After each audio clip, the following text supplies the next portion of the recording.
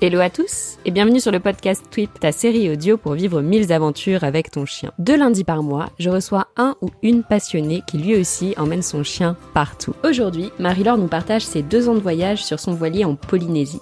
Une aventure pas comme les autres qui lui aura permis de rencontrer Nala, sa chienne adoptée pendant le voyage. Elle nous raconte donc comment sa chienne a changé son voyage et surtout comment adopter, éduquer et vivre avec un chien quand on vit sur un bateau. J'espère que cet épisode te plaira et je te souhaite une excellente écoute.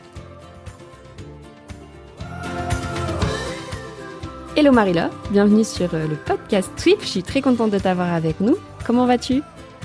Ça va très bien, je suis très contente de pouvoir partager l'expérience que j'ai eue avec Nala en Polynésie. Et ça va être un grand sujet, enfin je pense que la Polynésie c'est un peu la destination un peu de rêve dans l'esprit, je pense, des 3/4 des Français. Donc c'est trop cool de pouvoir discuter de ça avec toi et aussi de commencer la vie là-bas, notamment avec un chien, et aussi de parler de la vie en voilier, puisque toi t'étais principalement en voilier, si je me trompe pas. Oui, c'est ça, moi j'étais 100% en voilier pendant les 2 ans où j'étais là-bas, donc j'ai pas habité sur terre.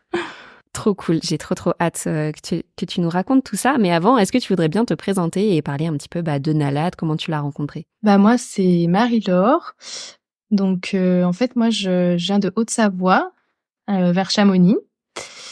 Voilà, moi j'ai toujours eu des chiens et tout quand j'étais jeune et ça faisait déjà un moment que je voulais prendre un chien. Je travaille dans le marketing digital en fait à mon compte et à la base j'avais choisi de faire ça pour justement pouvoir bouger tout le temps un peu partout comme je veux, pouvoir aller à l'étranger, pouvoir être dans la nature et tout, tout en travaillant de mon ordinateur. Et en fait là depuis je pense vraiment 6 mois en fait, je suis en train de me former pour être éducatrice canin. Voilà, du coup ça c'est un peu suite à tout ce qui s'est passé en Polynésie et tout. Je pense avec le Covid aussi, ça a un peu remis beaucoup de choses en perspective pour plein de gens et tout, dont moi du coup. Donc voilà. Et là du coup on a passé 2 ans en Polynésie. Et on est rentré il y a 6 mois et voilà, depuis 6 mois, on habite Grand Bornand, en Haute-Savoie du coup, à la neige, dans la montagne. En fait, Nala, moi, je l'ai adoptée là-bas en Polynésie. Ça faisait 6 mois que j'étais là-bas en fait quand on l'a adoptée. Et en fait, moi, je voulais déjà un chien depuis longtemps, même depuis avant qu'on parte et tout. Et en fait, là-bas en Polynésie, il y a quand même malheureusement, il y a beaucoup de chiens abandonnés. Il y a surtout beaucoup de petits chiots, tout petits. Même pas sevrés. Je m'étais proposée comme aide dans une association un peu pour faire famille d'accueil. Donc j'ai accueilli quelques chiots, mais pas beaucoup parce que vu qu'on était sur le bateau, c'était pas non plus le plus simple. Surtout que les petits chiots qu'on accueille et tout là-bas, ils sont souvent pas en très bonne forme, ils ont plein de puces, ils ont des vers et tout. Donc en fait sur le bateau, vu que c'est quand même restreint, on peut pas le laisser dehors, il y a pas d'abri et tout. Donc en fait voilà. Du coup, on a récupéré 3 chiots et en fait, moi, je m'étais un peu dit s'il y a un chiot qui se fait pas adopter ou s'il y a un truc, il y a tellement de chiots abandonnés là-bas qu'on va bien en rencontrer un qui aura besoin de nous et tout. Donc voilà, on a quand même réussi à trouver des familles pour les chiots et en fait, en parallèle, mon copain, lui, il avait un peu la trouille d'adopter le chien sur le bateau. Déjà un chien de base, ça peut être des contraintes et tout. Voilà, c'est quand même ouais, voilà, c'est vraiment un gros engagement. Donc sur le bateau, on était dessus que depuis 6 mois et tout. Voilà. Vous aviez déjà vécu sur un voilier avant ça ? Non, jamais. C'était une idée un peu farfelue qu'on a eue comme ça. Même c'est moi qui ai eu cette idée-là, alors que moi j'y connais rien et c'est mon copain lui qui faisait beaucoup de voile et tout. Voilà. Donc donc on est sur le bateau, c'était un peu galère au début. Et moi, je le tannais tous les jours, je lui demandais pour avoir un chien. Et puis en plus, on a rencontré d'autres voileux qui avaient des chiens et tout. Donc moi, je lui disais, ah, mais tu vois, Tu savais que c'était possible ? c'est possible en fait.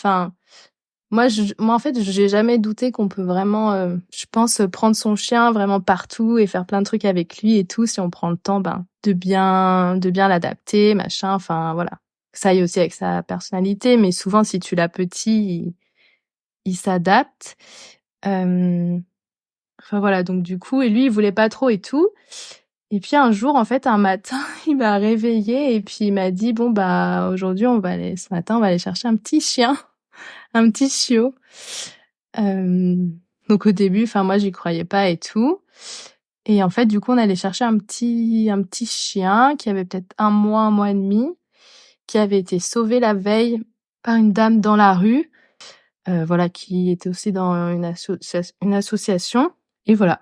Et du coup, on allait chercher Nala, qui avait pas ouais, elle avait pas de nom à ce moment-là chez cette dame et elle était vraiment, je sais pas si on pourra partager une photo ou quoi après, mais elle était vraiment minuscule, enfin, elle était vraiment toute petite comme ça.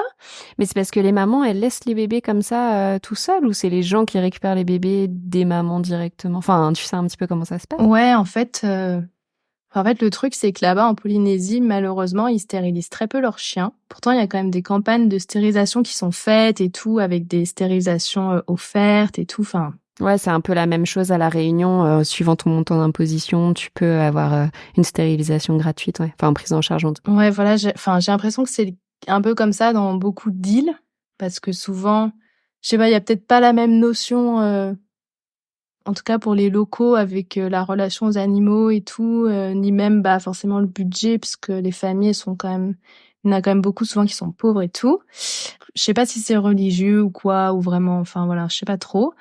Mais du coup, ils stérilisent pas du tout leurs chiens et en fait, ils les abandonnent. Ils les emmènent pas chez le vétérinaire, même pour les euthanasies en fait, et ils les abandonnent un peu partout.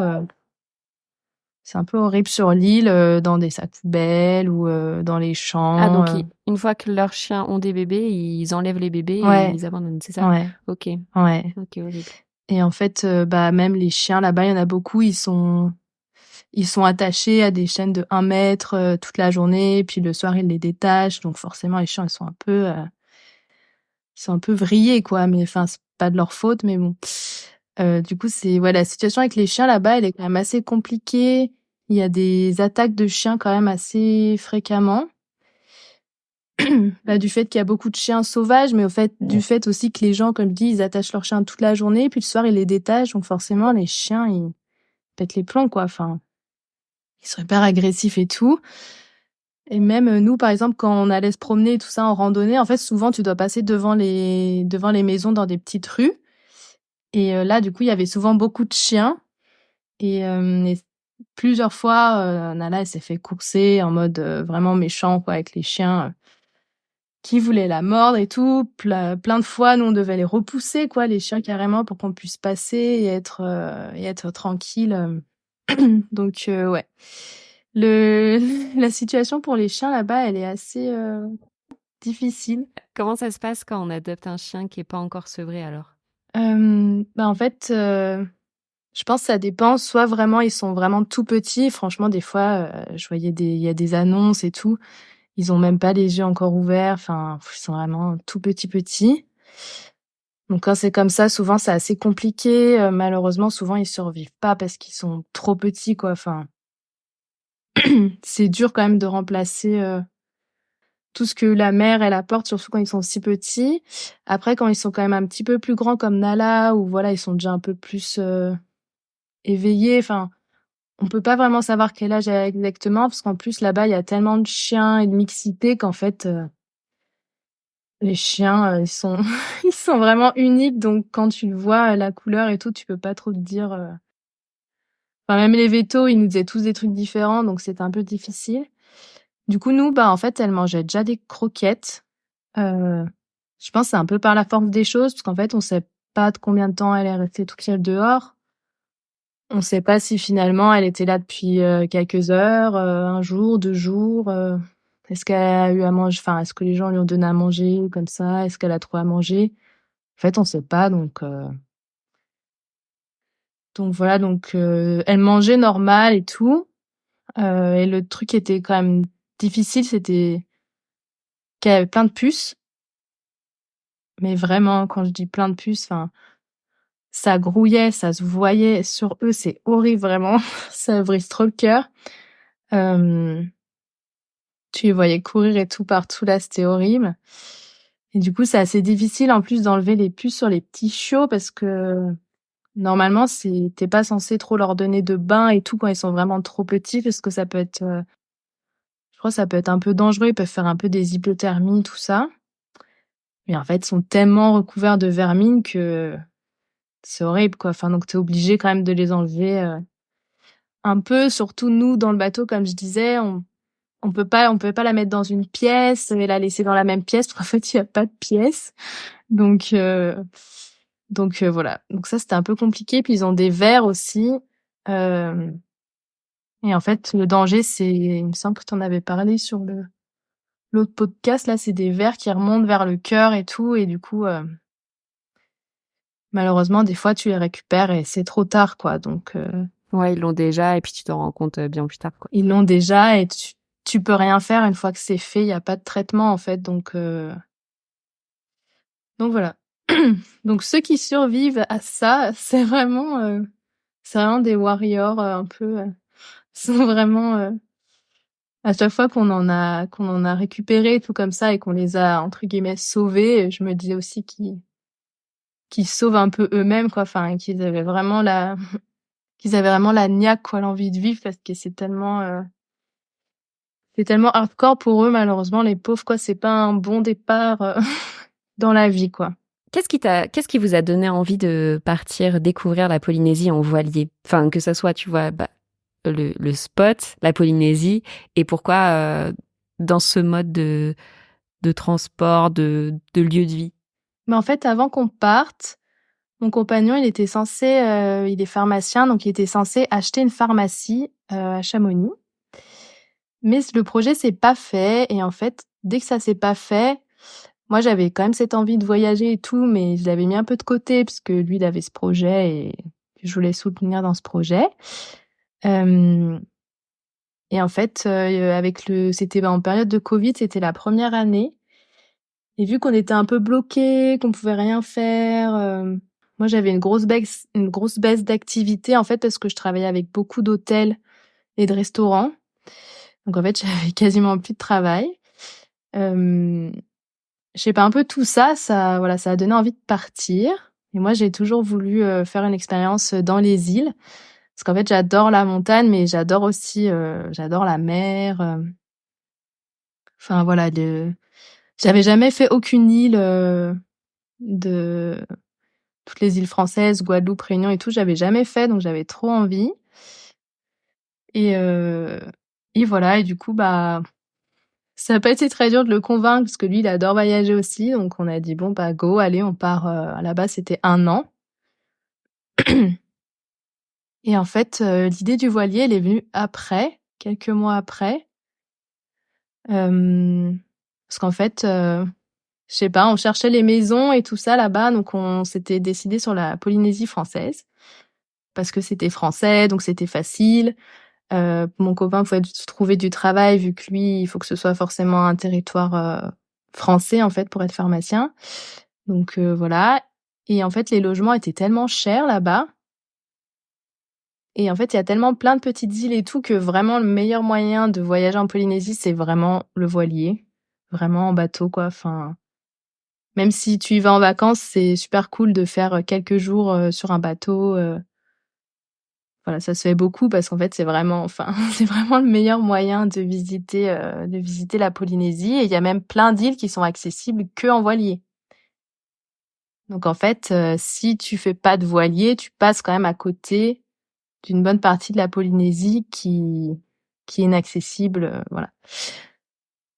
Donc vu que mon copain, lui, il est normand et qu'il sait très bien naviguer et tout, que ses parents, ont un bateau, bah, moi je me suis dit: «Ah bah, on n'a qu'à vivre sur le bateau comme ça au lieu de payer, de gros loyers et tout et d'ensuite, louer un bateau par exemple pour faire les îles, ben, on aura notre bateau dès le début et on habitera dessus» et voilà.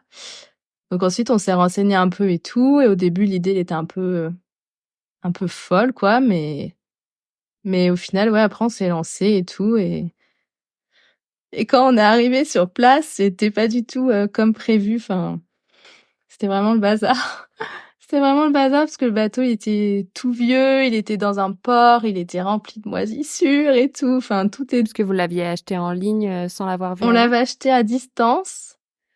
En fait, on l'a acheté là-bas. Donc nous, on est allé en avion là-bas et ensuite on a voyagé depuis là-bas en bateau et on l'a revendu là-bas avant de rentrer. On n'a pas fait la grosse traversée. Donc voilà, ouais, au début c'était vraiment le bazar. Il y a rien qui fonctionnait, l'électricité elle sautait sans arrêt, le frigo il marchait pas. Des fois on avait plus de frigo, on avait plus d'électricité. Après on n'avait pas d'eau. Enfin c'était n'importe quoi. Notre annexe elle marchait pas. Enfin l'annexe c'est le petit bateau pour aller du gros bateau sur la terre. Elle marchait pas, elle se dégonflait. Enfin c'était vraiment n'importe quoi les premiers 6 mois. Peut-être finalement, heureusement qu'on n'avait pas peut-être pris le chien au tout début, parce que c'était vraiment le bordel. Et c'était, ouais, on faisait un peu n'importe quoi en vrai, parce que du coup, mon copain, il avait déjà fait beaucoup de navigation et tout, mais jamais habité sur un bateau. Et en fait, c'est quand même vraiment très différent. Et c'est vraiment, c'est vraiment une expérience. Ouais, c'est vraiment une expérience. Je sais pas comment dire. C'est très drôle, quoi. Enfin, faut être prêt. On disait qu'on était un peu des babos des mers, quoi. Enfin voilà, c'est un peu comme vivre dans son van, quoi, mais sur l'eau. Enfin bref, c'était vraiment bazar. Et alors, une fois que tous ces petits problèmes étaient réglés, c'est comment de vivre sur un bateau pendant 2 ans? Bah en fait c'est trop bien, hein, mais les problèmes ne se règlent jamais en fait sur un bateau vu que c'est sur l'eau et que c'est soumis quand même beaucoup aux conditions naturelles. Aussi magnifique que la Polynésie soit-elle, et ben il y a tout le temps des choses à réparer, tout le temps. Il y a tout le temps des trucs qui se cassent. Qu'on ait un bateau, un vieux bateau comme nous on avait de 30 ans, ou qu'on a un bateau tout neuf, c'est pareil. Donc en fait, faut avoir beaucoup de temps. Donc en fait, les 9 premiers mois, on a travaillé et le reste du temps, on travaillait pas. Et en fait, c'était quand même mieux parce que Oui, il y sinon, a beaucoup de logistique, j'imagine, pour avoir de l'eau, enfin de l'eau fraîche, de l'eau potable surtout. ouais, c'est ça quoi. Tu deviens très bricoleur. Tu deviens très débrouillard et tout. En étant sur un bateau, bah, t'as pas le choix en fait. Tous les trucs à faire, ça devient un peu une mission. Aller faire les courses, ça devient la mission. On allait remplir l'eau potable à des fontaines. Enfin, donc faut la transporter, l'eau et tout. Enfin voilà. Du coup après, quand on a le chien, bah faut le sortir tous les jours sur terre. Il faut l'emmener. Parce que quand on essaye d'imaginer un petit peu votre quotidien, déjà, vous êtes parqué à un port ou vous êtes comme en pleine mer et vous prenez le petit bateau pour faire les allers-retours? Alors nous, on n'a jamais été en port parce qu'en fait, donc nous, on était la première année, on était à Moorea. Donc en fait, c'est l'île à côté de Tahiti, qui est vraiment juste à côté. C'est 30 minutes en ferry et en voilier, c'est 4-5 heures. Donc voilà, déjà, ça met un peu en perspective. 30 minutes de voilier et 4-5 heures de bateau. Et en fait, donc il y a l'île de Moorea et tout autour de l'île, il y a le lagon. Et autour du lagon, bah, c'est le plein océan, quoi. Et en fait, entre le lagon et l'océan, il y a la barrière de corail qui entoure tout le lagon. Et du coup, il y a plusieurs endroits dans ce lagon où on peut rester en voilier. Donc en fait, on est à l'ancre, sur le sable. Voilà. Donc il y a une toute petite marina, mais vraiment, il y a pas beaucoup de place et tout, voilà.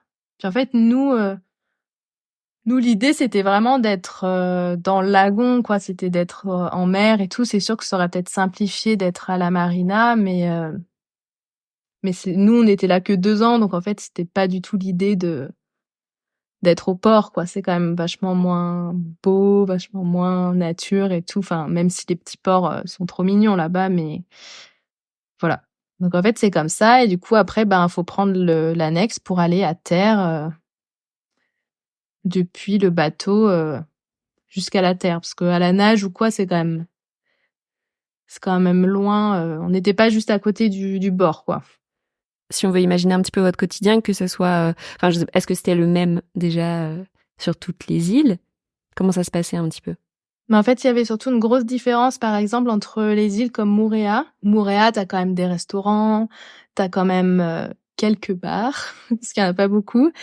On avait quand même des copains, voilà, il y a quand même des gros supermarchés et tout. Donc, mis à part le fait d'être sur le bateau et d'être dans on pourrait dire ça fait comme un petit village. On avait tout ce qu'il fallait. Voilà, c'était assez classique. Enfin voilà, on allait au restaurant avec les copains, on allait faire les courses et tout. Tout était assez simple. Et par contre, après, il y a eu quand même au moins, on est resté peut-être 6 à 9 mois au Tuamotu. Donc ça, en fait, c'est une autre archipel de la Polynésie qui est à 2 jours de navigation. Et ensuite, entre chaque... donc là, c'est plus des îles, en fait, c'est des atolls. Donc en fait, c'est juste des petites bandes de sable avec des cocotiers, vraiment comme on s'imagine dans sa tête un peu les îles perdues. C'est vraiment cliché comme ça. Et là, pour le coup, il y a rien en fait. Enfin, il y a pas... Enfin, il y en a 2 gros où il y a un petit peu des choses, mais pour la plupart, il y a rien. Il y a pas de restaurant, il y a pas de magasin, il y a pas de...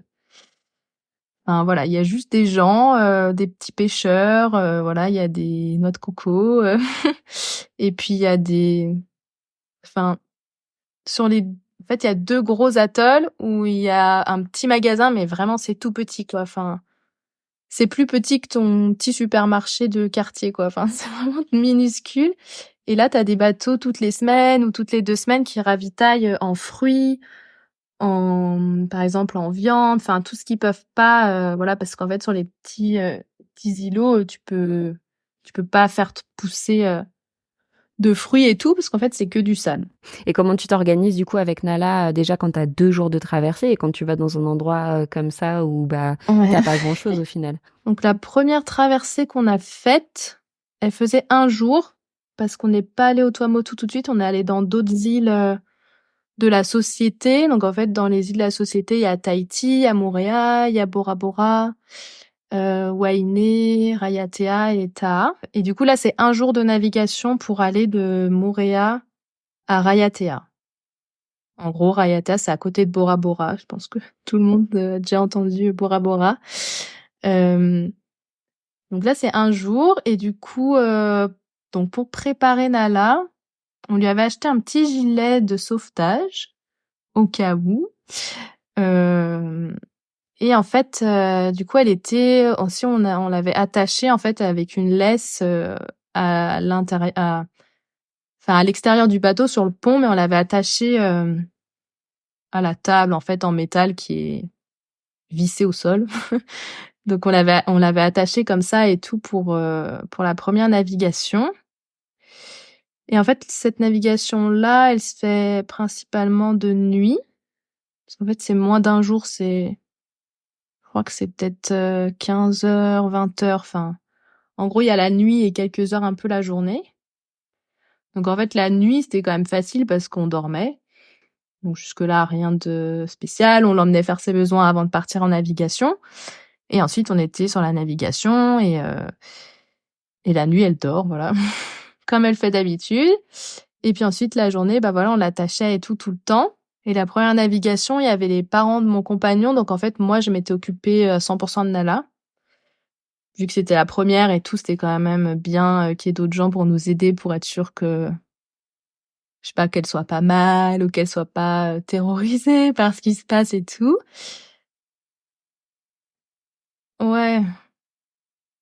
Ouais, elle connaissait elle aimait, enfin franchement, elle aimait bien être sur le bateau, hein. Donc voilà, du coup, ouais, pour la navigation, ben en fait, j'ai l'impression que ça la shootait quand même un petit peu. Donc avec le recul, à force, je m'étais demandé si elle avait pas quand même un peu le mal de mer quand on avançait, parce qu'elle était un peu toute groggy comme ça, un peu toute fatiguée. Mais du coup, ce qui était bien, c'est qu'elle était toute calme, parce qu'elle est pas du tout de caractère toute calme quand tout va bien. Donc du coup, ouais, elle était toute calme et en fait, elle dormait sur moi. quasiment tout le long de la traversée, cette première traversée en mode, grosse, patate sur moi et cafouillée, gros dodo, et vu qu'elle est quand même assez peureuse et tout, elle a même pas essayé en fait de regarder par-dessus bord ou de dès que le bateau bougeait, de toute façon, elle voulait plus aller sur le pont, elle voulait plus aller à l'avant et tout, enfin, elle avait peur, voilà, donc elle restait vraiment bien dans ce qu'on appelle le carré où là, tu sur des sièges, donc tu un peu comme enfoncé, sur le bateau, ça fait comme des petits murs quoi, donc voilà, vu qu'elle est petite, elle restait Ça lui là. fait une petite niche, un petit cocon où elle se sent bien. Ouais, et en fait, ce qui est quand même enfin, ce qui était drôle quand même avec Nala, c'est que vraiment elle voulait jamais faire caca sur le bateau. OK. Donc vraiment enfin, j'ai jamais vu un chien qui se retenait autant comme ça. Pourtant nous, quand on faisait des grandes traversées comme ça là qui durent 15-20 heures, bah, évidemment elle avait le droit de faire sur le bateau parce que, ben, c'est normal la pauvre, enfin voilà donc on l'encourageait et tout, machin. Je me souviens, on essayait de la motiver justement à faire ses besoins et tout en mode, «Oui allez, tu peux, machin». On lui montrait et tout. Hem, mais en fait, si la navigation durait un jour comme ça, elle se retenait complètement. Généralement, elle se retenait 24 heures. Donc sur les courtes navigations comme ça, elle se retenait et puis elle faisait quand on arrivait. Et sur les grandes navigations, quand ça durait 2 jours, bah, généralement au bout de 24 heures, je pense elle en pouvait plus et elle finissait par faire ses besoins. Mais vraiment dans son attitude, on voyait qu'elle avait pas envie, enfin qu'elle était, comme, outrée de devoir faire ça sur le bateau quoi, donc Mais bon, au moins, elle se retenait pas 2 jours, donc c'est non, ouais, plutôt voilà. Heureusement parce que là, je pense que je me serais inquiétée, pour sa santé quoi. Enfin déjà rien qu'au bout de 24 heures, je me disais: «Bon, peut-être qu'elle fasse là parce que enfin la pauvre», mais mais voilà. Donc sinon, voilà, puis petit à petit, elle a quand même pris plus en plus confiance et des fois quand le bateau bougeait pas trop, elle venait nous rejoindre, un peu à l'avant et tout, enfin voilà. Mais après on la gardait tout le temps attachée. En fait, on peut l'attacher à plusieurs endroits. Il y a ce qu'on appelle des lignes de vie où tu peux t'attacher, tu peux te déplacer, mais tu es attaché. Donc voilà, puis des fois elle râlait un peu, donc on jouait avec elle et tout, mais elle comprenait quand même assez bien que, bah, on était en pleine mer et qu'en fait, on pouvait pas aller sur terre et du coup elle se mettait pas à râler quoi. Enfin, parce qu'autant quand on est sur le bateau, au mouillage du coup, au mouillage, c'est quand on est, à l'ancre, bah, dans le lagon. Des fois, bah, elle se mettait comme ça devant, l'annexe et elle nous montrait comme ça du museau en chouinant en mode: «Allez là, maintenant c'est l'heure de m'emmener à terre et tout, machin». ouais, donc vous deviez faire beaucoup d'allers-retours à chaque fois, pour qu'elle puisse aller faire ses besoins, enfin, vous pouviez pas vous dire: «Bon, bah, je reste toute la journée sur le bateau», voilà. Non. Non, en fait, ouais, c'est vrai que les 6 premiers mois, surtout moi, en fait, vu que je travaillais depuis mon ordinateur, depuis le bateau, moi, je restais tout le temps sur le bateau. J'allais des fois, j'allais sur terre, 1 fois par semaine, pour faire les courses ou quoi, mais moi, je restais vraiment tout le temps sur le bateau et à partir du moment où on a eu Nala, bah, on allait sur terre, 2 fois par jour, voilà, pour, vraiment minimum 1 fois par jour, des fois quand il faisait un temps horrible, quoi, mais ouais, on l'emmenait 2 fois par jour, alors ce qui est cool, c'est que, du coup, en fait, on essayait aussi de se mettre à des mouillages où il y avait des plages. Parce qu'en fait, il y a pas tout le temps de grandes plages, sur les côtes en Polynésie. Donc dès qu'on a une Nala, forcément, on se mettait plutôt où il y avait des plages. Parce que pour la sortir, c'était quand même mieux. Hem Et du coup, voilà, après pour elle, en vrai, c'était vraiment, la best life parce qu'on l'emmenait le matin, on l'emmenait à la plage, des fois il y avait des copains ou pas, elle pouvait jouer à fond sur la plage, elle était tout le temps en liberté, enfin, on allait quasiment jamais en ville et tout, donc c'était un chien vraiment qui était quasiment jamais attaché, voilà, moi je lui ai même pas appris, la marche en laisse et tout, parce qu'en fait ça avait pas de sens où on était, c'était tellement sauvage et c'était tellement plein de nature et tout que ça avait pas de sens de l'attacher tout ça.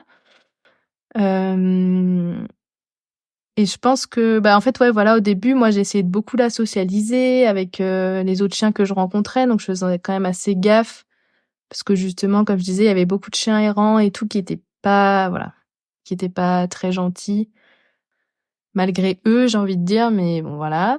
Et vu que quand tu as une petite crevette comme ça, là, qui elle tenait dans ma main quand je l'ai eue, vraiment, donc fallait quand même faire gaffe. Mais il y avait quand même il y a beaucoup de gros pitbulls et tout là-bas, et il y en a quand même plein qui étaient trop choux, qui étaient hyper gentils et tout avec elle, donc voilà, elle était quand même très bien socialisée. Hem, Malgré le fait qu'il y ait quand même tous ces chiens, un peu agressifs et tout, et là, quand on est rentrés, en fait, ouais, ça a un peu fait des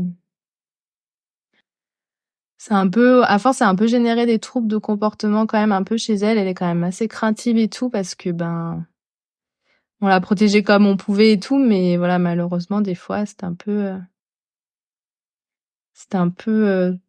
je sais pas comment dire, c'était vraiment trop sauvage, quoi, les chiens, les chiens entre eux. Mmh. Après, j'ai l'impression que c'est vrai que souvent les chiens de la rue, les chiens des dom-toms, etc. ont quand même, enfin, sont quand même pas des chiens au tempérament le plus fort, enfin, qui sont souvent quand même assez craintifs, sur certainement de par leur vécu aussi, quoi. Ouais, ouais, c'est ça, hein. De toute façon, voilà, comme je disais, je l'ai socialisée énormément et tout, mais il y a toujours une part d'elle qui est très craintive et tout, voilà, et Après, chacun son caractère, hein. chacun son caractère. Mais ouais, du coup, Nala, elle a fait beaucoup de choses. Nous, on lui a fait faire tous les trucs possibles et imaginables qu'on pouvait. Elle adore faire du paddle. Donc, elle aime trop parce que, enfin, surtout quand on était en Polynésie, parce qu'il y a plein de poissons, il y a plein de trucs à regarder dans l'eau. Donc, je me souviens qu'elle était toujours hyper attentive. Elle regardait vraiment dans l'eau les poissons et tout, quoi. Donc, ça, c'était trop drôle. Des fois, il y avait des dauphins. Donc, ça l'intriguait trop. Il y a tellement de trucs en Polynésie. Quand on se promenait sur la plage et tout, surtout au Tuamotu, il y avait des bébés requins. En fait, il y avait, ouais, je sais pas, il y avait peut-être des fois des grands espaces avec 10-15 centimètres d'eau, et là, t'avais des petits bébés requins. Donc, bon, bébés requins sont quand même grands comme ton avant-bras. Et en fait, ça, c'était son jeu préféré parce qu'ils ont la pointe de l'aileron, elle est noire. Donc en fait, tu les vois trop bien sur le sable.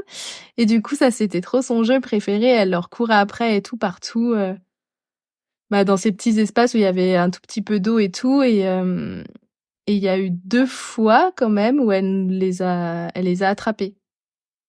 Ah, Mais ce qui était cool avec Nala, c'est que enfin, du coup, elle adore chasser et tout, mais elle en fait rien en fait. Donc elle les attrapait avec sa patte.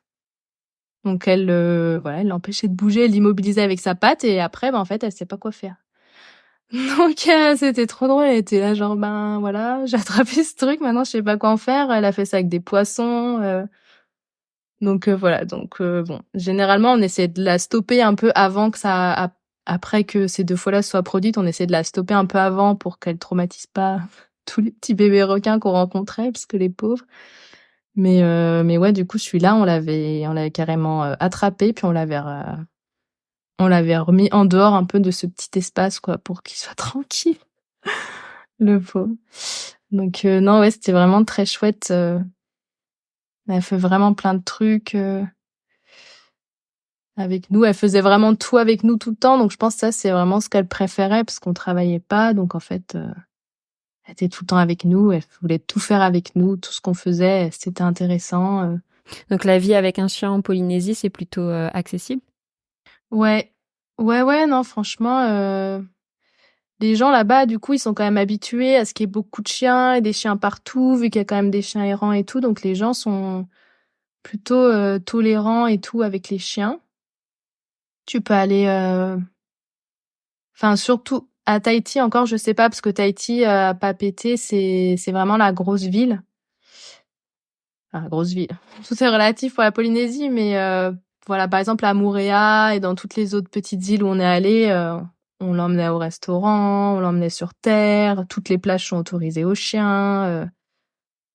Voilà, il y a vraiment des chiens partout, quoi. Et même si t'as pas de chien, des fois t'as des chiens qui te suivent, des chiens partout avec toi, donc Donc ça, c'était bien. Après, du coup, ce qu'il faut savoir, c'est qu'en fait, tu peux pas emmener ton chien vraiment, si tu vas en vacances juste quelques semaines en Polynésie. Parce qu'en fait, autant pour la ramener un chien de Polynésie et même si, par exemple, tu veux adopter un chien et tout, ça arrivait quand même, de temps en temps des vacanciers qui venaient et puis qui repartaient avec un chien, en fait. Parce qu'il y a tellement de chiens.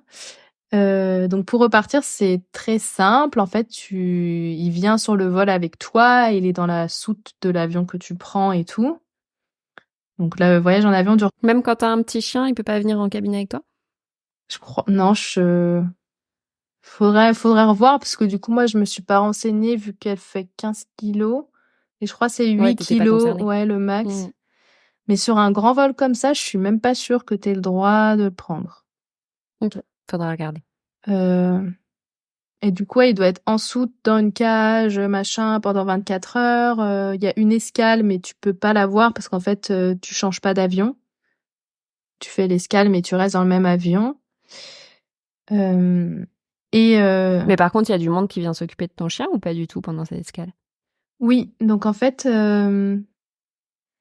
pendant l'escale, il y a un steward qui va voir ton chien et qui lui donne, qui regarde si elle a bien à boire et tout. Ils ont pas le droit de manger pendant 24 heures. Donc en fait, dans sa cage, il y a une petite pipette comme pour les hamsters un peu. Et des petits tapis, absorbants au cas où elle fait pipi. Heu et je crois que tu peux lui mettre un petit jouet ou un truc comme ça. C'est interdit absolument de donner des sédatifs ou des trucs, à ton chien avant qu'il parte parce que si il a le moins problème de soucis de santé, on peut pas aller le voir, pendant le vol, en fait. Mmh. Et puis même, il me semble que les sédatifs, ça fait baisser la pression artérielle, et cetera. Et que quand t'es en vol, c'est aussi le cas. Et que du coup, enfin, le Oui. combo est pas gagnant du tout, quoi. Ouais, donc en fait, voilà, tu peux pas.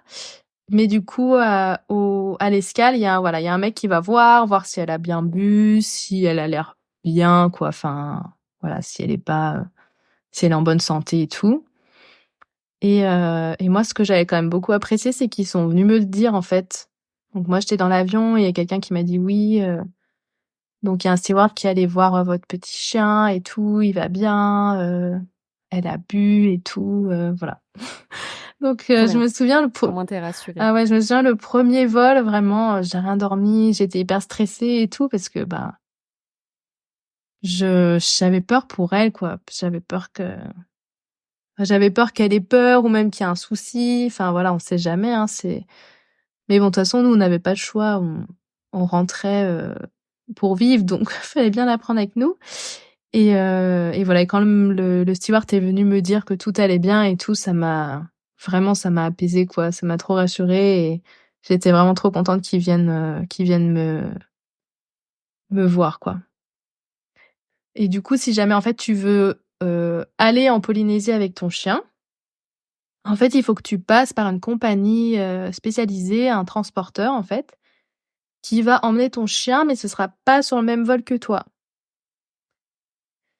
Du coup, bah, ça, c'est pareil, je connais pas la procédure exacte, mais en gros, bah, en fait, tu dois laisser ton chien peut-être, 1 jour ou 2 dans cette entreprise. Le vol est pas le même jour, donc ça peut être, voilà. Tu es obligé de le laisser un peu quelques jours et ensuite il arrive, en Polynésie et en fait, il doit être, importé. En fait, la Polynésie, c'est un pays où il y a pas d'orage du tout. Donc en fait, ils sont très stricts sur les chiens qui viennent. Je sais pas si c'est aussi parce qu'il y a beaucoup de chiens, mais du coup, ils sont très stricts sur les chiens qui viennent, donc voilà. Pour venir, c'est quand même une autre procédure que si tu veux le ramener, quoi. Donc je pense si tu viens, quelques semaines, ça vaut pas le coup entre guillemets de faire tout ça à ton chien parce que c'est quand même Bah, au-delà de la paperasse, c'est quand même un très, très long vol. ah ouais, déjà c'est un long vol donc voilà, puis en plus tu te dois le laisser plusieurs jours, enfin je pense que ça dépend des chiens mais moi je sais que ça passerait pas trop avec Nala de la laisser plusieurs jours, dans une cage qu'elle connaît pas, s'il y a d'autres chiens, machin et tout. Enfin, je pense qu'elle serait trop mal. Donc voilà. Mais par contre, si tu pars, plusieurs mois, plusieurs années et tout, ben là, oui, je trouve que ça vaut enfin, Ça vaut plus le coup voilà, si tu déménages vraiment là-bas, voilà, d'emmener ton chien. En tout cas, c'est possible, quoi. Est-ce que pendant ce voyage, donc tu nous as dit qu'il y avait plusieurs îles, c'est un archipel et que ça peut être vraiment à plusieurs jours, plusieurs heures ou parfois même plusieurs jours de bateau. Est-ce que vous aviez planifié un itinéraire où vous voyagez vraiment au fil de l'eau, ou est-ce que tu as des rencontres, etc. Alors en fait, au début, on planifiait des itinéraires. Je faisais des plans de navigation avec les îles. Enfin, déjà, on choisissait les îles qu'on voulait faire et tout, mais après, je me disais bon, on reste 2-3 semaines dans celle-là, et puis une semaine dans celle-là, et gna et tout. Donc au début, je le faisais, et en fait, très rapidement, je ne l'ai plus fait, parce qu'en fait, ça marche pas comme ça avec les voiliers, vu que t'es hyper dépendant du vent, plus de la mer. Et le challenge en plus encore dans ces archipels-là, c'était les passes. Parce qu'en fait, du coup, vu que tu rentres dans le lagon, t'as des horaires de passe pour rentrer, parce que le courant, il est soit entrant, soit sortant. Et en fait, du coup, tu peux pas rentrer tout le temps comme tu veux dans n'importe quel atoll. Donc, ça faisait beaucoup de choses à prendre en compte. Euh, et du coup, au bout de quelques mois, j'ai totalement abandonné de faire ça, parce qu'en fait, on respectait jamais. Des fois, suivant comment le vent était orienté, ou s'il y avait un peu plus de vent qui était annoncé, on allait dans tel atoll parce qu'on était plus protégé, ou dans celui-là parce que le... Ouais, t'étais vraiment dépendant de Ouais, je pense la nature, quoi. je pense que c'est vrai, enfin, c'est vraiment difficile de se rendre compte et même de l'expliquer, mais on était vraiment très dépendant de la nature, parce qu'en fait, encore à Moorea, ça allait parce que c'est quand même très protégé, l'île est assez haute, il y a des grosses montagnes et tout. Mais au Tuamotu, c'était pas le cas, c'est que des petites bandelettes de sable, et en plus c'est que d'un côté, en fait, vu que ça fait juste une bande. Donc tu peux pas te dire ah bah je vais dans le lagon de l'autre côté, parce qu'en fait il y a qu'un côté. En gros, et du coup ben si le vent souffle dans un sens, dans le sens où t'es pas protégé par cette petite bande de sable, ben en fait ton bateau il bouge non-stop. Donc voilà, ça c'est pas très agréable, donc ça donne quand même le mal de mer. Même les personnes les plus résistantes, au mal de mer, comme mon compagnon qui a quasiment jamais le mal de mer, quand t'es brassé comme ça là toute la journée, des jours et tout, on n'en pouvait plus, quoi. Donc voilà, donc ça c'était quand même assez ouais, quand même assez hardcore. J'imagine. Et est-ce qu'il y a des événements ou des choses un peu plus marquantes pendant ces 2 ans avec Nala sur le bateau que tu aimerais partager? En fait, du coup, quand elle était toute petite, donc elle était pas propre. Euh, et je pense peut-être ça peut être un peu une des plus grandes peurs en fait au début quand on prend le chien sur le bateau, parce que c'est pas comme dans une maison où tu peux le mettre par exemple dans une pièce, ou même tu peux nettoyer facilement. Enfin, je sais pas comment dire. Euh, le bateau c'est quand même petit. Puis t'as juste à ouvrir la porte en soi pour lui montrer Ouais, voilà. pipi caca c'est Oui, dehors, c'est ça, alors voilà. que là faut que tout de suite tu prennes le bateau, le paddle ou quoi. Bah ouais, quand même si t'es en appart, tu le sors dans la rue et c'est bon, quoi. Alors que là, à chaque fois qu'il fallait la sortir faire ses besoins, bah fallait prendre le bateau, enfin le l'annexe, pour aller sur terre, voilà. Ensuite, donc voilà. Puis même après, une fois qu'elle était propre, c'était bien, parce qu'elle s'était bien habituée à un rythme de 2 sorties par jour, une le matin, une le soir. Bon, des fois, ça pouvait être des sorties de plusieurs heures, parce que bah comme on travaillait pas, on pouvait très bien rester sur la plage, même toute la journée. Enfin voilà. Mais c'était cool parce que c'est quand même bien habitué, donc je pense que, les chiens quand même, ils s'habituent quand même bien au mode de vie des gens, et ils sont capables moi j'en ai jamais douté, donc ça me faisait pas du tout peur. Mais voilà, je sais pas, pour ceux qui ont peut-être envie de faire ça, en tout cas, je pense qu'ils s'adaptent bien, puis même ils captent bien que voilà, que c'est comme ça, et puis on y va 2 fois par jour, voilà. Donc voilà, mais du coup quand elle était toute petite, En fait, on avait, acheté de la fausse pelouse, je me souviens, pour mettre par terre à un endroit précis dans le bateau parce qu'en fait, on voulait qu'elle identifie le fait d'être sur la pelouse comme l'endroit où elle avait le droit de faire pour qu'au bout d'un moment, on enlève en fait cette, petite pelouse et qu'elle fasse que quand on la sorte. Hem, mais vu que quand ils sont bébés, jusqu'à un certain âge, ils peuvent pas se retenir aussi longtemps et tout et qu'on voulait pas aller sur terre, 10 fois par jour, on avait fait un peu comme ça. Et en fait, même les premiers jours où on l'a eue, la nuit, on se réveillait pour la sortir et tout, en fait, pour vraiment l'encourager, au pire, à faire toujours sur le pont et pas dans le bateau. Parce que sur le pont, c'est facile de nettoyer, tu mets un seau d'eau et tout, voilà. C'est bon, mais à l'intérieur du bateau, c'est pas forcément bien ventilé et tout, donc voilà. Et en fait, elle a quand même appris super vite, donc ça, c'était vraiment cool. Enfin, moi, chez mes parents, j'ai quand même eu, j'ai eu 3-4 chiens. J'ai jamais vu un chien qui a appris aussi rapidement la propreté. Donc en 10 jours, je pense, c'était bon, elle faisait plus jamais, sur le bateau et tout, donc enfin, c'était quand même, vraiment plus aucune erreur, quoi, donc ça, c'était trop bien. Et justement, quand tu disais que vous partiez 2 jours des fois, tu as déjà essayé de remettre la pelouse pour qu'elle puisse, tu sais, se dire: «Ah ouais, c'est vrai, j'avais le droit là-dessus»? Au tout début, on l'avait gardée, ouais, parce que la première navigation on a faite, elle était encore petite, elle avait peut-être 4 mois, donc elle était encore petite quand même. Mais en fait non, elle était déjà très propre et du coup, elle avait pas envie de faire, elle avait pas du tout envie de faire, sur le bateau, ouais. C'était vraiment, c'était vraiment le truc qu'elle voulait pas, quoi. Donc heu, donc voilà. Après des anecdotes avec Nala sur le bateau, j'en ai pas mal.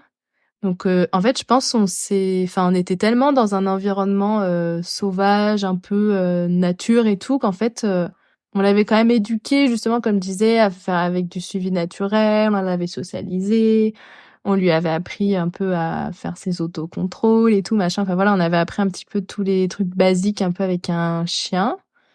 Mais je pense qu'on était dans un environnement tellement, sauvage qu'en fait, il y a certains trucs, on s'en est pas rendu compte assez tôt. Parce que vu qu'on voyait très peu de monde, que les espaces étaient vastes et tout, en fait, on se rendait moins compte peut-être de certains petits trucs. Et je pense c'est peut-être vers ces 6 mois où vraiment là, c'est vraiment devenu un démon, quoi. De toute façon là, généralement c'est l'âge, pour tout le monde, quoi, c'est l'âge où ils deviennent un peu tous, le plus terrible là, quand ils font leur phase adolescente. Mais là vraiment, elle nous faisait vraiment des bêtises, elle nous faisait vraiment plein de bêtises et puis vu que c'était très sauvage, c'était quand même un peu dangereux, quoi, enfin, donc voilà, je me souviens, il y a une fois, on se promenait au bord de la plage et tout, on était au Tuamotu et c'était au coucher du soleil, donc en fait, on voyait pas très bien ce qu'il y avait dans l'eau et tout, ça faisait des reflets, donc on voyait pas trop.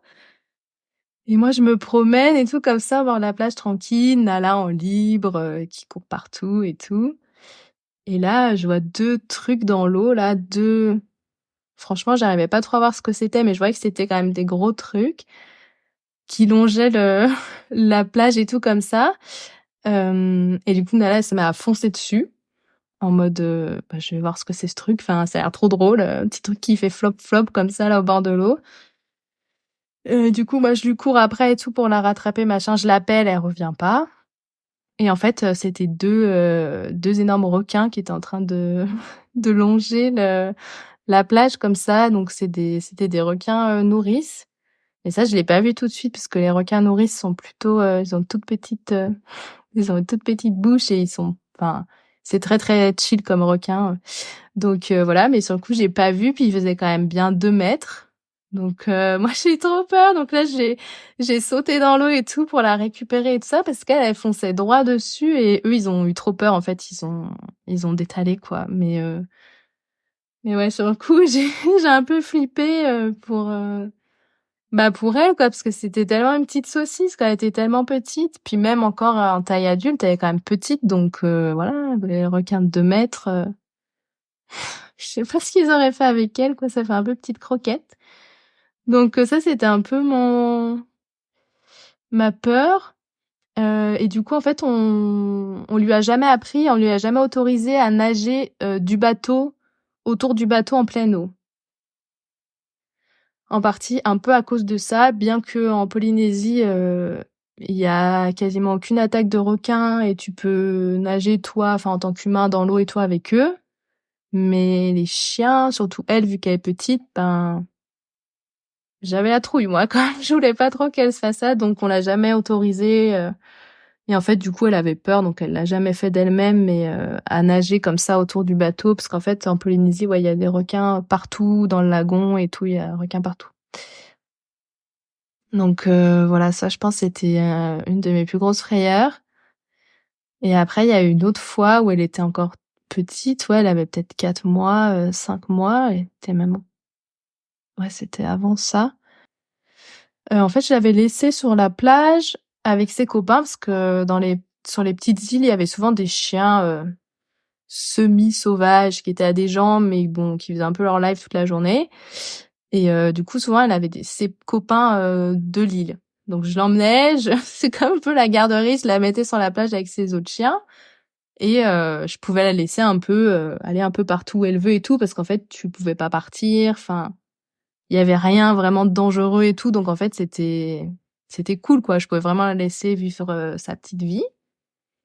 Et moi, du coup, j'étais en paddle et tout. Et en fait, à ce moment-là, vraiment, elle écoutait pas du tout au rappel. Elle revenait pas. Enfin, vraiment, là, le rappel, c'était peanut. Vraiment, elle s'en foutait complètement. Et du coup, moi, je l'appelais pour qu'elle vienne sur le paddle et qu'on puisse retourner au bateau. Elle venait pas, elle venait pas, elle venait pas et tout. Donc, au bout d'un moment, j'étais trop énervée, j'étais trop saoulée. J'étais là, bon, bah, elle veut pas venir. Bon, bah, tant pis pour elle. Je vais faire un petit tour de paddle en longeant la plage. Et en fait, voilà, souvent, quand je m'éloignais d'elle et que je la laissais toute seule, elle finissait toujours par revenir quand même assez rapidement parce qu'elle me voyait plus comme ça. Elle voyait que je l'appelais plus, donc elle flippait et elle revenait toute seule. Donc ça, c'était un peu ma seule technique pour la faire revenir à ce moment-là, malheureusement.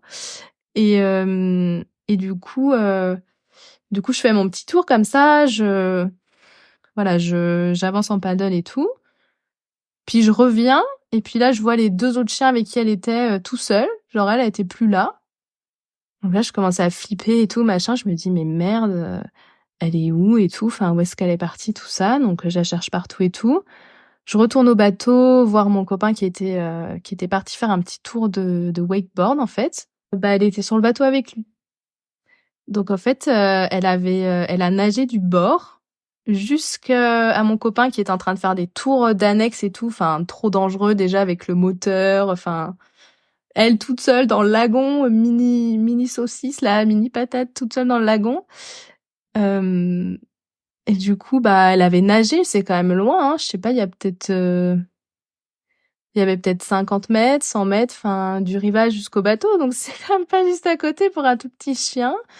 Et surtout que, bah, la veille, moi, pareil, j'avais vu un énorme requin dans le lagon, de 2 mètres, et là, pour le coup, c'était un bon gros requin, voilà.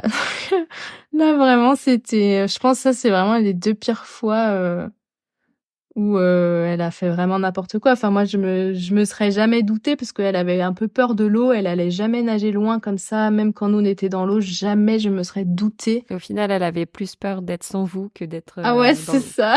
J'étais là, «Non, m'abandonnez pas, je ferai tout, pour revenir avec vous, quoi». Donc ouais, non, c'était vraiment,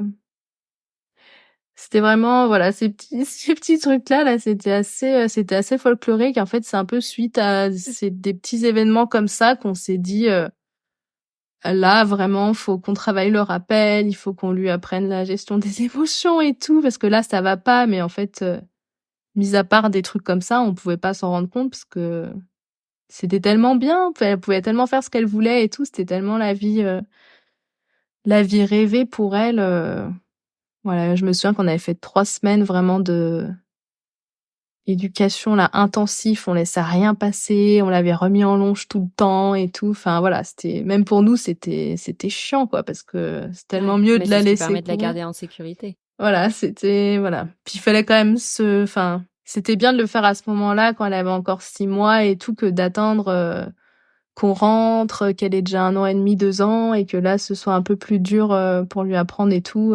Puis ça vous permet de mieux profiter tous les 3 aussi. Ouais. Non, ouais, Est-ce vraiment. qu'il y a des spots ou des activités en particulier que tu as pu faire avec Nala que tu as vraiment trop aimé et que tu conseillerais de faire? Ouais, bah à Moorea, il y a beaucoup de rando. Donc il y a peut-être que 3-4 randos vraiment bien balisés et tout, qui s'appellent les 3 cocotiers et les 3 pinus. Donc ça, c'est 2 randos vraiment que j'ai fait tout le temps. Mais après, il y a plein de petits chemins partout. C'est très sauvage, donc en fait, ça pousse tellement vite qu'en fait, les chemins, ils sont vite recouverts. Donc faut, voilà, tu t'avances vraiment dans la broussaille. Mais c'est vraiment très cool parce qu'en Polynésie, il y a pas de grosses araignées, il y a pas d'insectes qui piquent vraiment. Vous voyez, il y a juste des gros mille-pattes, mais ça, c'est le seul truc vraiment qui peut te faire mal et tout, mais t'as rien de vraiment dangereux comme ça peut être le cas dans les endroits tropicaux. Et il y a quand même des animaux sauvages ou pas du tout? Non, il y a vraiment très peu. Il y a un petit peu, il y a des poules un peu sauvages, mais bon, c'est des poules. Mais sinon, il y a vraiment très peu d'animaux parce que c'est tellement loin de tout qu'il y a pas de, il y a pas de reptiles. Enfin, il y a pas de gros reptiles, de serpents. Enfin, vraiment, c'est plutôt cool pour ça la Polynésie parce que c'est tropical, mais il y a rien qui peut vraiment te tuer quoi. Enfin, il y a rien de vraiment très venimeux et tout, donc ça c'est plutôt cool. Et après, bah comme activité, enfin c'est assez basique, mais aller à la plage quoi. Enfin c'est trop bien. Comme je dis, toutes les plages sont autorisées aux chiens, donc ça c'est quand même trop cool. Euh, et voilà. Et puis après, bah comme je disais, moi elle a vraiment adoré le paddle parce qu'elle pouvait voir et tout ce qui se passait. Mais du coup, si on peut résumer un petit peu votre vie là-bas, c'était quoi? Vous leviez le matin, vous preniez l'annexe pour aller promener le chien, etc. Vous faisiez du paddle, vous alliez sur la plage et voilà quoi. Ouais, c'est un peu ça. Enfin là, c'est la version sans les trucs chiants. Donc ouais, on se levait le matin. Donc là-bas, tu t'es levé souvent de 6 heures à 21 heures le soir. Donc tu te lèves très tôt. On prenait bien notre temps pour petit déjeuner. Après, on sortait Nala. Des fois, on restait sur la plage. Ou des fois, on revenait au bateau puis on allait faire de l'apnée. Donc ou du Il devait snorkeling y pour avoir pas voir mal de les... choses à voir là-dedans. Oh, il y a beaucoup de choses à voir. C'est vraiment Et extraordinaire. quand tu fais une activité comme ça, par exemple l'apnée, Nala, elle était OK de rester toute seule sur le bateau? Ouais, ouais. Bah vraiment, ce qui était bien, comme je disais, c'est qu'on l'a pas du tout habituée, on l'a pas encouragée à aller dans l'eau du bateau d'elle-même, parce que sinon on n'aurait pas pu la laisser, ou il aurait fallu la laisser à l'intérieur du bateau, mais en fait, vu qu'il faisait très chaud, euh, ça aurait été, je pense, déjà pas agréable, c'est sûr, mais peut-être même dangereux de la laisser vraiment, même 1 heure ou 2 à l'intérieur du bateau en devant tout fermer et tout, quoi. Bah voilà, comme une voiture un peu. Donc, euh, donc ça, c'était bien, ouais, vraiment. Elle était très chill, elle restait sur le bateau. Elle avait ses petits coquillages, ses petits bouts de corde et tout. Enfin, donc ça, dès qu'on allait faire une activité, elle restait bien sage sur le bateau, ouais. Ça, c'était cool. Elle nous voyait partir. Des fois, elle chouinait un peu quand on partait, quoi. Mais après, elle allait dormir. Je me souviens que la première fois qu'on l'a laissée vraiment toute seule, une fois sur le bateau, le soir. Donc le soir, pour le coup, je pouvais la mettre à l'intérieur parce qu'il faisait frais. J'avais mis une vidéo, en fait, j'avais mis ma tablette pour la filmer. Et quand j'étais rentrée, j'avais regardé la vidéo et en fait, elle a pleuré 5 minutes et après, elle dormait, quoi. Parce qu'en fait, on faisait tellement de choses ensemble tout le temps, toute la journée, je pense que elle était fatiguée et que du coup, bah, dès qu'on l'a laissée toute seule, elle devait se dire, ah bah, c'est cool, là, je peux enfin me reposer, tranquille, peinarde. Voilà. Donc, ouais, donc du coup, les journées, c'était ça. Puis des fois, fallait faire des trucs, réparation du bateau, plein de choses, les voiles, le moteur, les trucs électriques, aller chercher des pièces à droite à gauche, aller faire les courses. Enfin, des fois, aller faire les courses, ça pouvait nous prendre l'après-midi entière parce que entre enfin, c'était assez folklorique, quoi, tout ce qu'on faisait, donc ça, c'était bien. Mais mais ouais, non, vraiment, c'était vraiment trop bien et je pense que Nala, elle a bien kiffé ces 2 premières années, quoi. C'était vraiment, enfin, en fait, quand on est rentrés, les gens nous ont beaucoup demandé: «Ah, comment elle va Nala? Elle a pas froid?»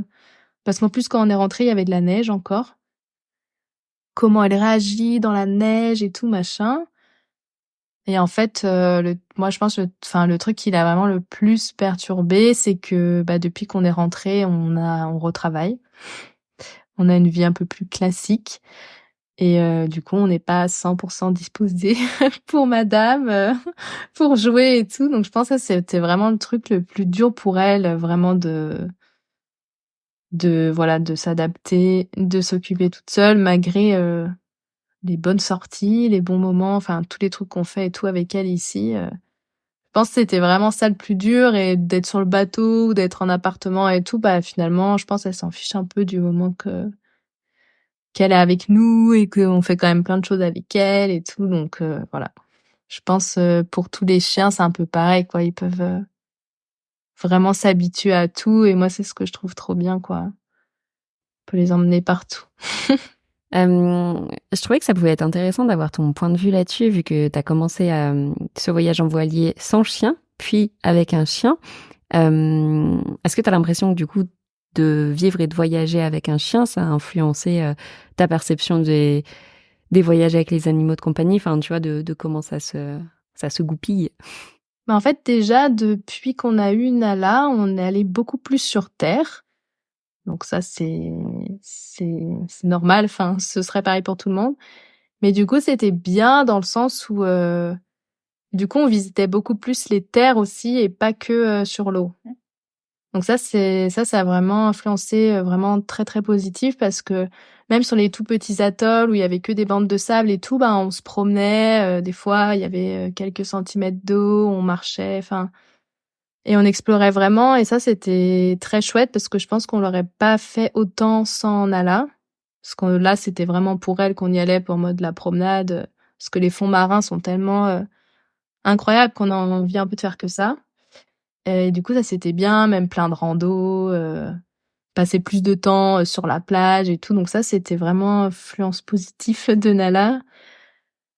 Hem et puis, ben, en fait, c'est vrai que sur le bateau, des fois, bah, il y a plein de gens qui nous demandaient ça au début: «Vous ennuyez pas? Mais qu'est-ce que vous faites?» Enfin et en fait, quand je pense si tu sur le bateau plus tu un chien, bah, en fait, vraiment là, tu as 0 temps pour t'ennuyer parce que enfin, même quand on était jour sur le bateau et qu'on n'allait pas sur terre, des fois, on jouait ensemble et tout sur le bateau, même si c'était un tout petit espace, enfin puis, je sais pas, ça faisait un petit être à s'occuper, enfin, puis vu qu'on avait beaucoup le temps aussi, c'était trop chouette parce qu'on pouvait vraiment, bien s'occuper d'elle, on pouvait bien s'occuper de son éducation et tout, pour qu'on puisse que justement l'emmener partout et tout donc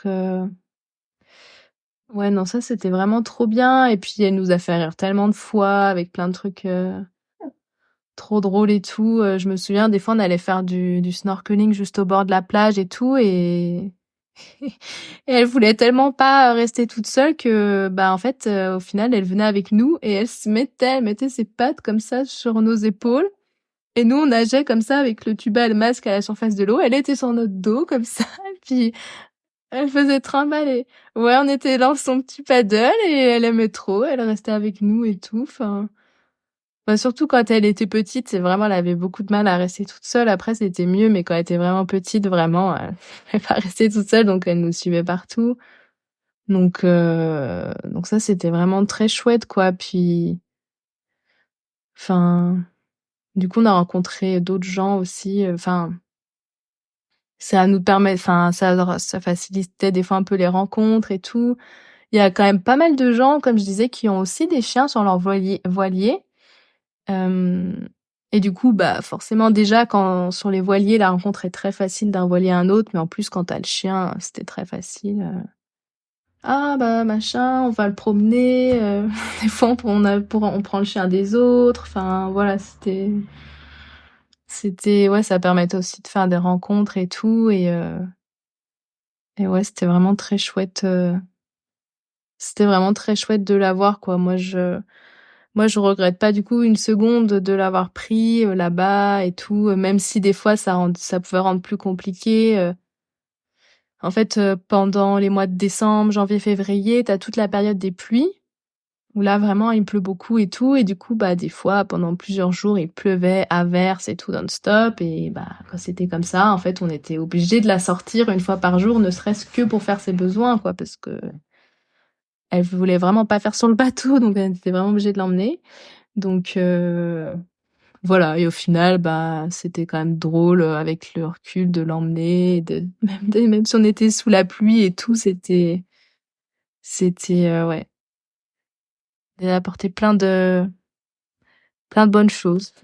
Qu'on arrive à la fin de cet épisode. Est-ce qu'il y aurait des choses dont on n'a pas parlé aujourd'hui que tu aurais aimé partager?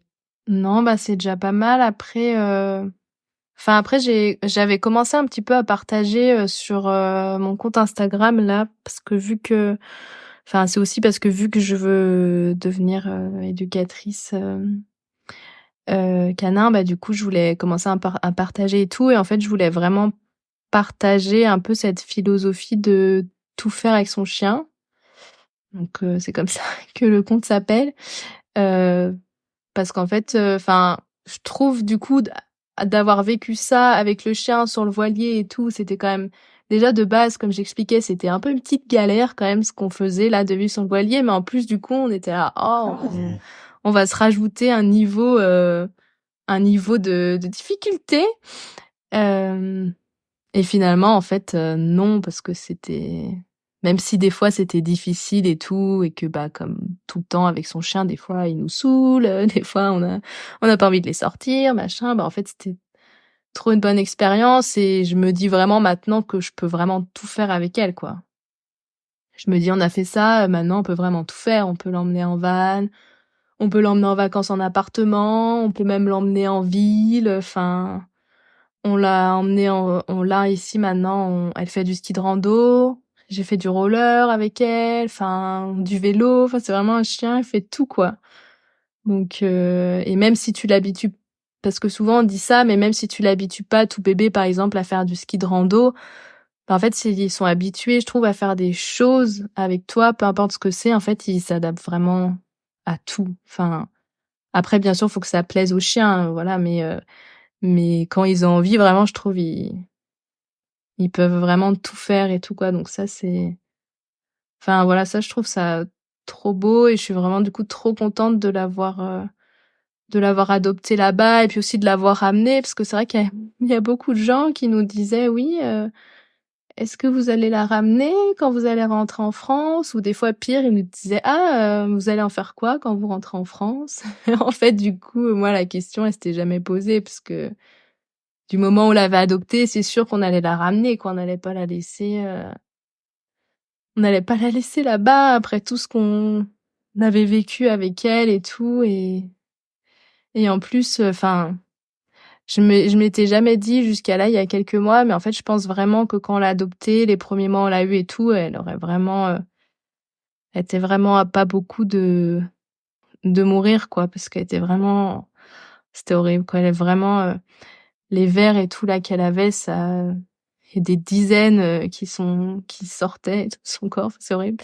Mais vraiment, ouais, je me suis pas dit ça une seconde quand on l'a adopté et je pense que c'était bien parce que du coup, j'étais qu'en mode, «Allez, on va kiffer, on va Oui, survivre et c'était une tout». évidence pour toi. Ouais, c'était trop une évidence pour moi donc voilà. Donc même avec les chiens, adoptés, récupérés dans la rue et tout, on peut quand même faire plein de trucs, donc voilà, ça, je pense, c'est vraiment le message que j'aimerais faire passer et c'est vraiment un peu dans ce sens-là où j'aimerais, en éducation, canine, accompagner les gens, en fait, accompagner les gens vers ça, même quand voilà, c'est en fait, j'avais un peu peur que ce concept, il éclipse un peu les gens, par exemple, qui ont les chiens réactifs et tout.